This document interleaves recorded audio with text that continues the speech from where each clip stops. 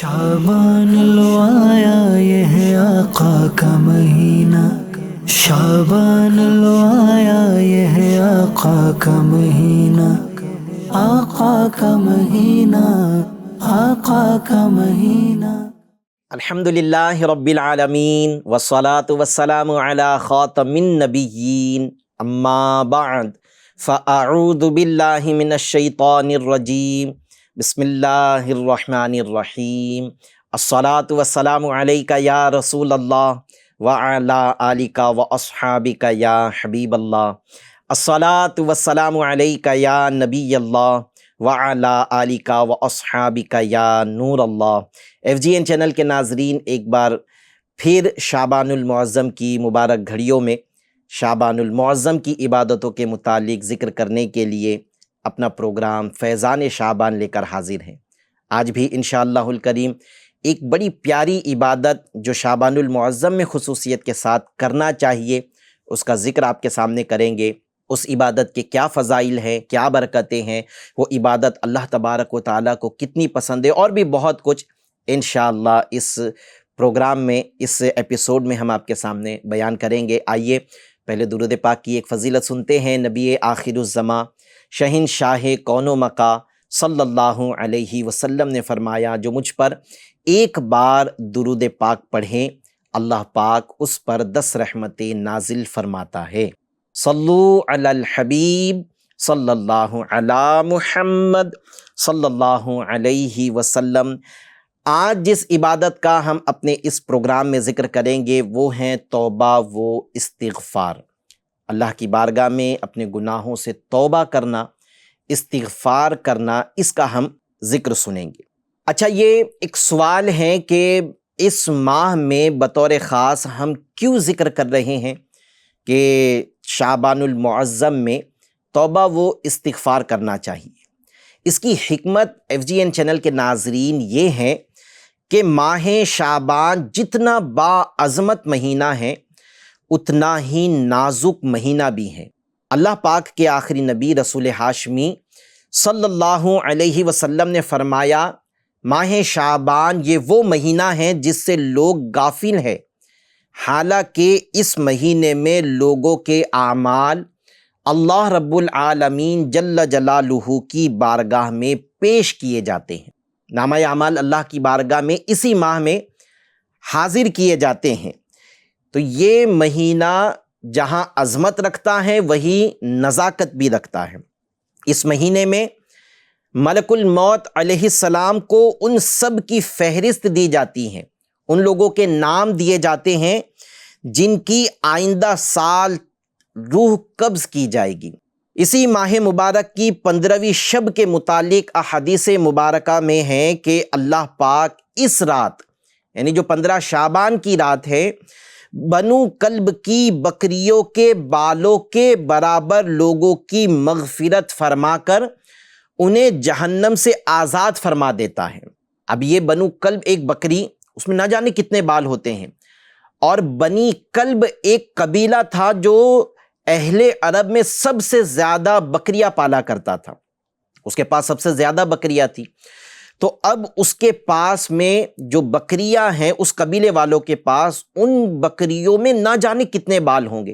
اللہ تبارک و تعالیٰ اس ماہ مبارک کی 15 تاریخ کو، 15ویں شب کو، ایک روایت کے مطابق اتنے کہ ان بکریوں کے بالوں کی تعداد کے برابر، اور بعض روایت میں اس سے بھی زیادہ کا ذکر ہے کہ اس سے بھی زیادہ جہنمیوں کو جہنم سے آزاد فرماتا ہے۔ یعنی وہ لوگ جو اپنے کردار کی وجہ سے، اپنے عمل کی وجہ سے، اپنی بدعمالیوں کی وجہ سے اپنے اوپر جہنم واجب کر چکے تھے، ان لوگوں کی اللہ پاک مغفرت فرماتا ہے۔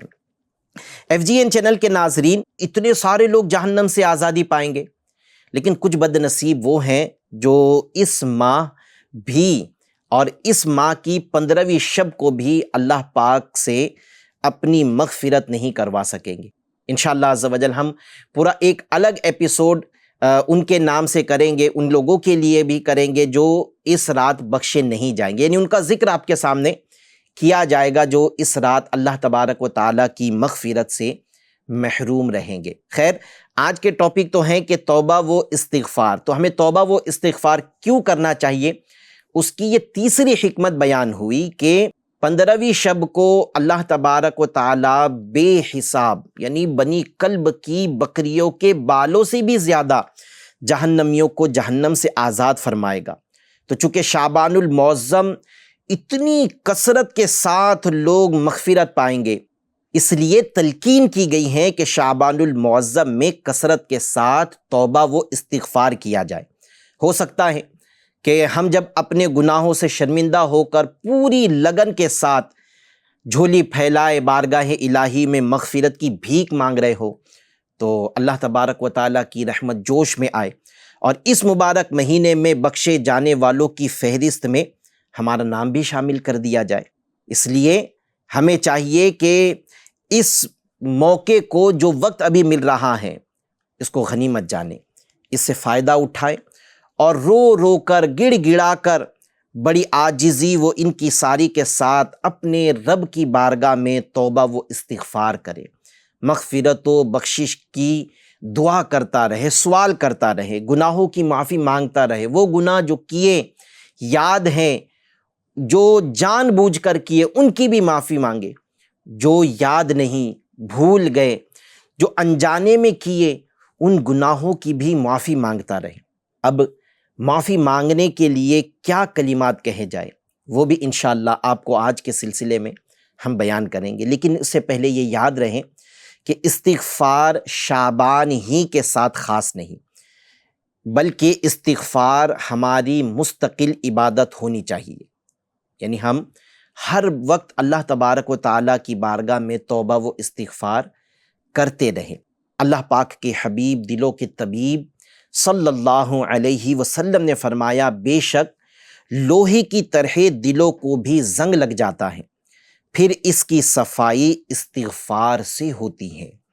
ایک حدیث پاک میں ارشاد فرمایا، جس نے استغفار کو اپنے اوپر لازم کر لیا اللہ پاک اسے ہر غم سے نجات دے گا، اس کی ہر مشکل آسان فرما دے گا اور اسے ایسی جگہ سے رزق عطا فرمائے گا جہاں سے اس کا گمان بھی نہیں تھا. استغفار کی کتنی برکتیں ہیں کہ اللہ تبارک و تعالیٰ اسے ہر غم سے نجات دے گا، پھر اللہ پاک اس کی مشکلوں کو آسان فرمائے گا اور اسے ایسی جگہ سے رزق عطا فرمائے گا جہاں اس کا گمان بھی نہیں تھا. یعنی اس نے سوچا بھی نہیں تھا کہ مجھے یہاں سے رزق مل سکتا ہے، اللہ پاک ایسی جگہ سے بھی اسے رزق عطا فرمائے گا. پیارے پیارے اسلامی بھائیوں، سب سے پہلے تو یہ یاد رکھے کہ استغفار کا معنی ہے اللہ کریم سے مغفرت کا سوال کرنا. احادیث میں استغفار کے بہت سارے الفاظ، مختلف الفاظ بیان کیے گئے ہیں. جیسے اگر کوئی یوں پڑھتا ہے استغفر اللہ استغفر اللہ، یہ بھی استغفار ہے. کوئی یوں پڑھ لے استغفر اللہ العظیم استغفر اللہ العظیم، یہ بھی استغفار ہے. کوئی یوں پڑھے استغفر اللہ العظیم واتوب الیہ، یہ بھی استغفار ہے. استغفر اللہ العظیم واتوب الیہ، اس کی کثرت کرتا رہے. تو یہ مختلف کتابوں میں مختلف روایتوں کے اندر استغفار کے الفاظ آئے ہیں.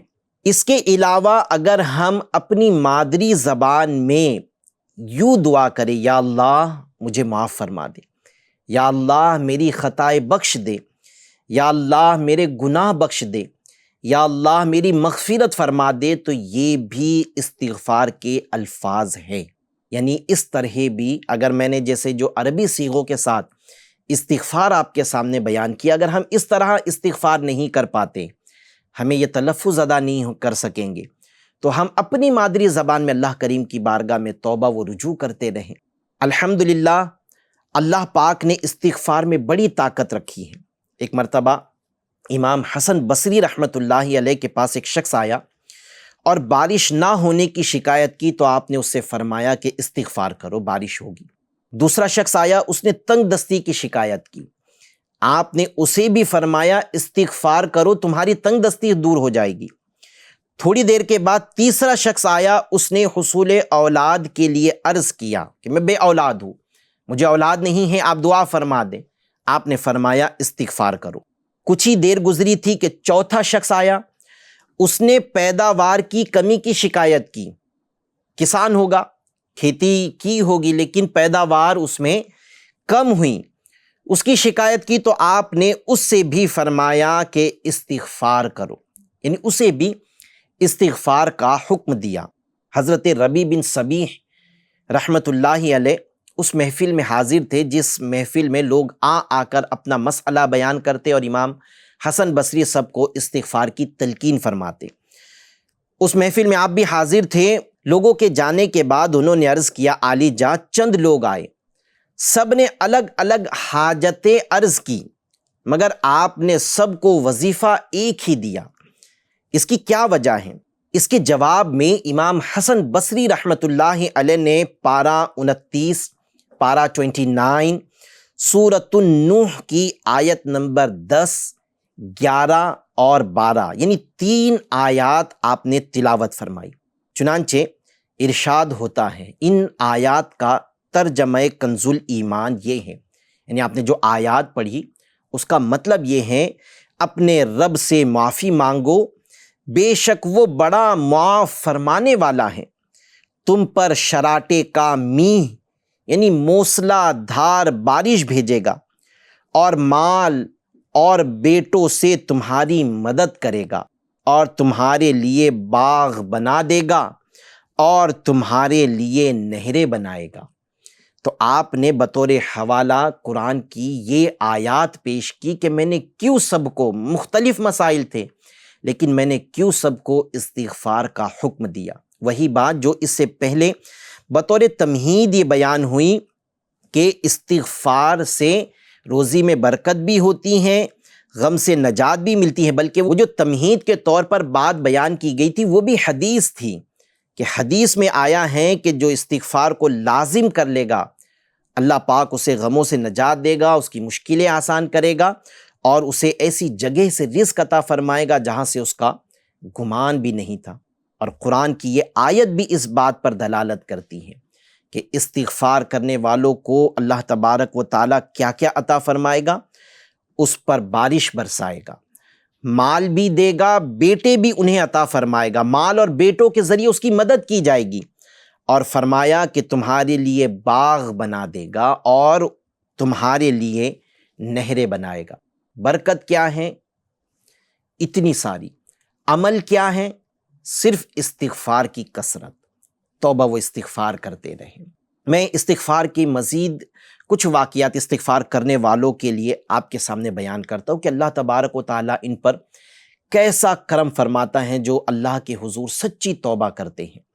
حضرت سیدنا ابو ہریرہ رضی اللہ تعالیٰ عنہ سے روایت ہے کہ حضور نبی رحمت شفیع امت صلی اللہ علیہ وسلم فرماتے ہیں، ایک بندے نے گناہ کیا اور کہا، اے اللہ میرے گناہ کو بخش دے۔ اللہ عز و جل نے فرمایا، میرے بندے نے گناہ کیا اور اس کو یقین ہے کہ اس کا رب ہے جو گناہ معاف بھی کرتا ہے اور گناہ پر گرفت بھی فرماتا ہے۔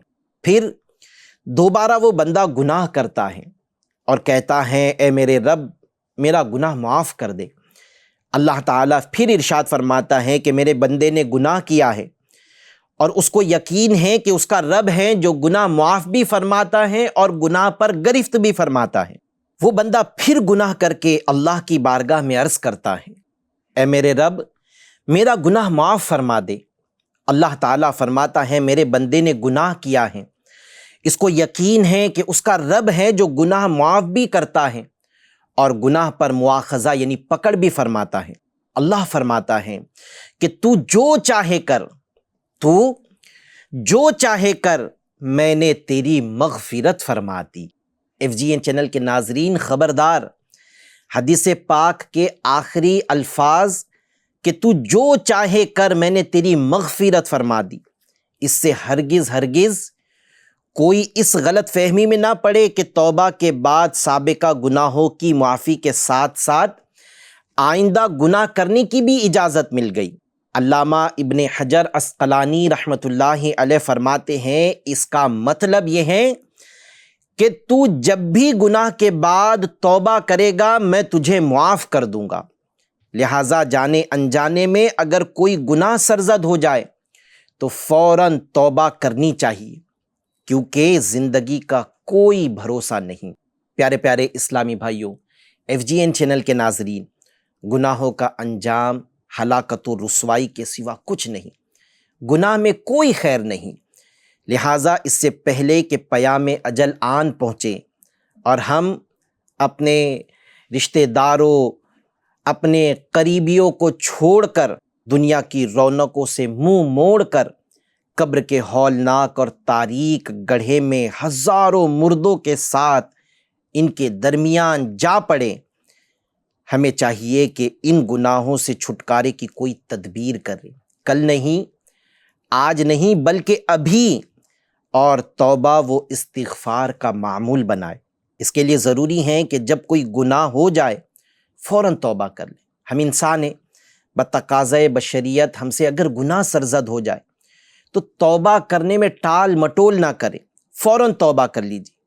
روزانہ دن بھر کے معمولات سے فارغ ہونے کے بعد جب رات سونے لگو تو صلاۃ التوبہ پڑھ لیں، 2 رکعت توبہ کی نیت سے نماز پڑھ لیں، اور پھر اپنے رب کی بارگاہ میں دانستہ اور نادانستہ کیے ہوئے، یعنی جان بوجھ کر یا انجانے میں کیے ہوئے تمام گناہوں سے پھر ایک بار معافی مانگے، توبہ کرے، پھر سونے کا معمول بنائے کہ اللہ عز و جل توبہ کرنے والوں کو نہ صرف معاف فرماتا ہے، ان کے صرف نہ گناہ بخشتا ہے، بلکہ اللہ سے توبہ کرنے والوں کو اللہ پسند بھی فرماتا ہے۔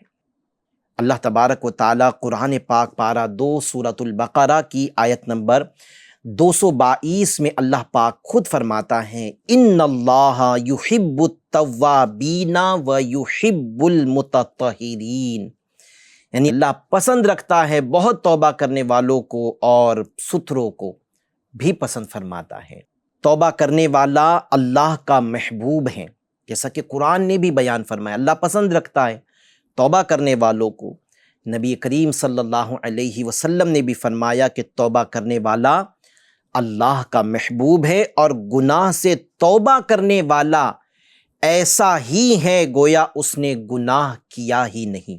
اللہ تبارک و تعالیٰ کی رحمتیں FGN چینل کے ناظرین بہت زیادہ ہیں، بے حد و بے انتہا ہیں، جس کا ہم کوئی حساب نہیں لگا سکتے۔ لہٰذا ہمیں چاہیے کہ جب بھی ہم سے گناہ سرزد ہو جائے تو اللہ کی بارگاہ میں توبہ کر لیں۔ اگر بتقاضۂ بشریت پھر گناہ کر بیٹھے تو پھر توبہ کریں، پھر خطا ہو جائے تو پھر توبہ کریں، لاکھ بار بھٹک جائے مگر پھر آ کر اس کے دامن کرم سے لپٹ جائے، ہرگز ہرگز مایوس نہ ہو کہ میں تو اتنے گناہ کرتا ہوں، پتہ نہیں میری مغفرت ہوگی یا نہیں۔ ایک اللہ کی رحمت پر امید باندھ کر اللہ کی بارگاہ میں پھر توبہ کرے، ہرگز مایوس نہ ہو، اس کی رحمت بہت بڑی ہے۔ وہ خود فرماتا ہے، لا تقنطوا من رحمت اللہ، کہ میری رحمت سے نا امید نہ ہو، اس کی رحمت پر نظر جمائیں، سچے دل سے توبہ کرے، اللہ تبارک و تعالیٰ گناہ معاف فرما دیتا ہے۔ چونکہ توبہ کرنے پر بندوں کو خدائے رحمان سے مغفرت کا انعام ملتا ہے، اس لیے شیطان بھی یہ کوشش کرتا ہے کہ اگر گناہ ہو جائے تو پھر وہ توبہ کی طرف آنے نہیں دیتا، وہ کبھی نہیں چاہے گا کہ ہم توبہ کی طرف مائل ہوں اور جو گناہ ہم سے ہوا تو وہ بخشا جائے۔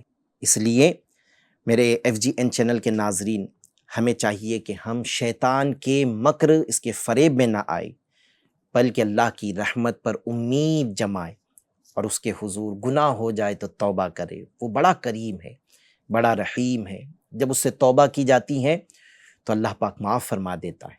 ہمارا رحیم و کریم رب خود ارشاد فرماتا ہے نا، میں کیوں ترغیب دلا رہا ہوں کہ گناہ ہو جائے پھر رجوع کرے، وہ کرم فرما دے گا، اس لیے کہ اللہ تبارک و تعالی خود اپنی طرف رجوع کرنے کا حکم فرماتا ہے۔ پارہ 18 سورہ نور کی آیت نمبر 31 میں، 31 نمبر کی آیت میں اللہ پاک فرماتا ہے، وَتُوبُوا إِلَى اللَّهِ جَمِيعًا أَيُّهَا الْمُؤْمِنُونَ لَعَلَّكُمْ تُفْلِحُونَ، فرماتا ہے کہ اور اللہ کی طرف توبہ کرو اے مسلمانوں، سب کے سب اس امید پر کہ تم فلاح پاؤ۔ صرف میں نہیں کہہ رہا کہ گناہ ہو جائے تو اللہ کی بارگاہ میں رجوع کرے، بلکہ خود اللہ فرماتا ہے وَتُوبُوا إِلَى اللَّهِ جَمِيعًا أَيُّهَا الْمُؤْمِنُونَ لَعَلَّكُمْ تُفْلِحُونَ، اور اللہ کی طرف توبہ کرو اے مسلمانوں، سب کے سب اس امید پر کہ تم فلاح پاؤ۔ دیکھیں یہ ایک آیت مبارکہ میں نے آپ کے سامنے تلاوت بھی کی اور اس کا ترجمہ بھی پڑھا، لیکن اس آیت میں ایک بڑا پیارا نقطہ ہے جو علماء نے ہماری رہنمائی کی۔ حضرت سیدنا اسماعیل حقی رحمۃ اللہ علیہ اس آیت کے تحت لکھتے ہیں کہ اللہ تبارک و تعالی نے تمام مسلمانوں کو توبہ و استغفار کا حکم فرمایا، اس لیے کہ انسان فطرتاً کمزور ہے، باوجود کوشش کے وہ کسی نہ کسی غلطی میں، کسی نہ کسی خطا میں جا پڑتا ہے۔ امام قشیری علیہ رحمۃ اللہ القوی نے فرمایا کہ توبہ کا سب سے زیادہ محتاج وہ ہیں، یعنی توبہ کرنے کا سب سے زیادہ حاجت مند وہ ہیں جو اپنے لیے توبہ کی ضرورت محسوس نہ کرے، یعنی جس کو یہ لگتا ہے کہ مجھے توبہ کی کیا حاجت، مجھ سے کہاں گناہ ہوا۔ حضرت امام قشیری رحمۃ اللہ علیہ فرماتے ہیں کہ سب سے زیادہ توبہ کا حاجت مند وہ ہے کہ سب سے زیادہ توبہ وہ کرے جس کو یہ لگتا ہے کہ مجھ سے گناہ ہی نہیں ہوتے، میں کیوں توبہ کروں، مجھ سے کون سی خطا ہو گئی، مجھ سے کون سی غلطی ہو گئی، میں نے کون سا گناہ والا، اللہ کی نافرمانی والا کام کیا۔ تو جس کو ایسا لگتا ہے وہ سب سے زیادہ حاجت مند ہے کہ وہ اللہ کے حضور توبہ کرے۔ خیر، اس آیت مبارکہ میں رب کریم کی صفت ستاری کا بہت زیادہ ظہور ہے کہ اس نے تمام اہل ایمان کو توبہ کا حکم ارشاد فرمایا، یعنی فرمایا نا اے مسلمانوں سب کے سب اس امید پر توبہ کرو کہ تم فلاح پاؤ۔ اے مسلمانوں فرمایا، اے گناہ گاروں نہیں فرمایا۔ اس نقطے کی طرف توجہ دلاتے ہوئے علماء فرماتے ہیں کہ اس نے تمام اہل ایمان کو توبہ کا حکم ارشاد فرمایا تاکہ مجرم رسوا نہ ہو، تاکہ مجرم گناہ گار رسوا نہ ہو، کیونکہ اگر صرف مجرموں کو خطاب ہوتا تو ان کی رسوائی ہوتی۔ اس فرمان سے امید بندھ جاتی ہیں کہ جیسے دنیا میں رسوا اللہ پاک ہمیں نہیں فرما رہا، انشاءاللہ آخرت میں بھی ہمیں رسوا نہیں فرمائے گا۔ کتنا پیارا نقطہ علماء نے اس آیت سے ہمارے لیے بیان فرمایا کہ اللہ پاک نے سارے مسلمانوں کو خطاب کیا، گناہ گاروں سے نہیں۔ اس میں اللہ پاک نے گناہ گاروں کو مخفی فرما دیا، ان کے چھپا لیا اور حکم دے دیا کہ سارے مسلمان گناہوں سے توبہ کریں۔ آئیے میں بیان کو اختتام کی طرف لیتے ہوئے گناہوں کے توبہ کرنے والوں کے فضائل، کے گناہ سے توبہ کرنے پر کیا ہے، اس کے متعلق کچھ روایتیں آپ کے سامنے عرض کرتا ہوں۔ نبی پاک صلی اللہ علیہ وسلم کا فرمان ہے گناہ سے توبہ کرنے والا ایسا ہے گویا اس نے گناہ کیا ہی نہیں۔ اگر گناہ سے توبہ کر لے تو ایسا ہے جیسے اس نے گناہ کیا ہی نہیں، یعنی اس کے سارے گناہ معاف کر دیے جاتے ہیں۔ مزید ایک روایت میں ہے نبی پاک صلی اللہ علیہ وسلم فرماتے ہیں کہ جب کوئی بندہ توبہ کرتا ہے تو اللہ عز و جل کو اس سے بھی زیادہ خوشی ہوتی ہے۔ کس سے زیادہ؟ ایک مثال کے ذریعے بات سمجھائی گئی کہ جیسے تم میں سے کوئی شخص کسی جنگل میں اپنی سواری پر جائے اور سواری گم ہو جائے، اور سواری پر اس کا کھانا اور پانی بھی تھا، اور وہ سواری کے ملنے سے مایوس ہو جائے، اسے یہ لگنے لگا کہ اب سواری بھی نہیں ملے گی، کھانا بھی تھا، پانی بھی تھا، سواری بھی وہی تھی، وہی گم ہو جائے، اور وہ غم میں ایک درخت کے سائے میں لیٹ جائے، پھر اچانک وہ سواری اس کے پاس کھڑی ہوئی ہو، وہ اس کی مہار یعنی رسی پکڑ لے، پھر خوشی کی شدت میں یہ کہیں اے اللہ تو میرا بندہ ہے اور میں تیرا رب ہوں، شدت خوشی میں اس سے الفاظ الٹ ہو جائے، یعنی کہنا تو یہ چاہیے تھا کہ اے اللہ تو میرا رب ہے، میں تیرا بندہ ہوں، لیکن خوشی اتنی خوشی تھی کہ اس کی زبان سے یہ الفاظ الٹ ہو گئے کہ تو میرا بندہ ہے، میں تیرا رب ہوں کہہ دیا۔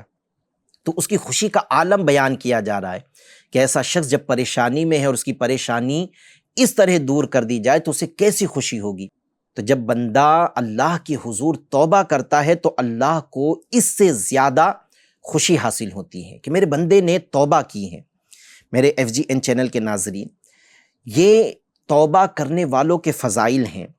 مزید ایک روایت ہے جو آج کے سلسلے میں بھی ہم نے بیان کی کہ جس نے استغفار کو لازم پکڑ لیا، اللہ تعالیٰ اس کی تمام مشکلوں میں آسانی، ہر غم سے آزادی اور بے حساب رزق عطا فرماتا ہے جو استغفار کو لازم کرتا ہے۔ FGN چینل کے ناظرین، اس مہینے میں ہم کو خصوصیت کے ساتھ توبہ و استغفار کرنا چاہیے۔ اس کی حکمتیں بھی بیان ہو گئی، پھر توبہ و استغفار کی رغبت کے لیے اس کے فضائل، اس کے متعلق کچھ واقعات بھی بیان ہوئے۔ ہمیں چاہیے کہ یہ ماہ غفلت میں نہ گزرے، ہمیں چاہیے کہ یہ ماہ توبہ و استغفار میں گزرے، تلاوت قرآن میں گزرے، نفل روزوں میں گزرے، درود پاک کی کثرت میں گزرے، یعنی حاصل کلام یہ کہ یہ ماہ عبادت میں گزر جائے۔ اگر ایسا ہو جائے تو انشاءاللہ ہمارا اس ماہ میں عبادت کرنا یہ گویا کہ اپنی فصل کو، جس کو ہم نے بیج بویا ہے، اس کو آب پاشی کرنا ہے کہ ہم نے جب زمین میں بیج بویا تو اپنے آب پاشی ہم کر رہے ہیں آنسوؤں کے ذریعے۔ تو یہ آب پاشی کا مہینہ ہے، اس میں توبہ کرنی ہوگی، استغفار کرنا ہوگا، رونا ہوگا، گڑ گڑانا ہوگا، اپنے اور دنوں کی بنسبت عبادت کو بڑھانا ہوگا۔ تو پھر ہم رمضان میں عبادت کی اور اجر کی فصل کاٹنے میں کامیاب ہو سکتے ہیں۔ اس لیے اس مہینے کو عبادت میں گزارے، اور ایک عبادت جو آج بیان ہوئی توبہ و استغفار میں گزارے۔ اس کے انداز بھی بیان کر دیے کہ کن کن انداز میں توبہ و استغفار کی جا سکتی ہیں۔ اللہ تبارک و تعالی مجھے بھی اور آپ کو بھی عمل کرنے کی توفیق عطا فرمائے، آمین، بجاہ خاتم النبیین صلی اللہ علیہ وسلم۔ صلو علی الحبیب صلی اللہ تعالی علی محمد صلی اللہ علیہ وسلم۔ شعبان لو آیا یہ ہے آقا کا مہینہ، شعبان لو آیا یہ ہے آقا کا مہینہ، آقا کا مہینہ، آقا کا مہینہ۔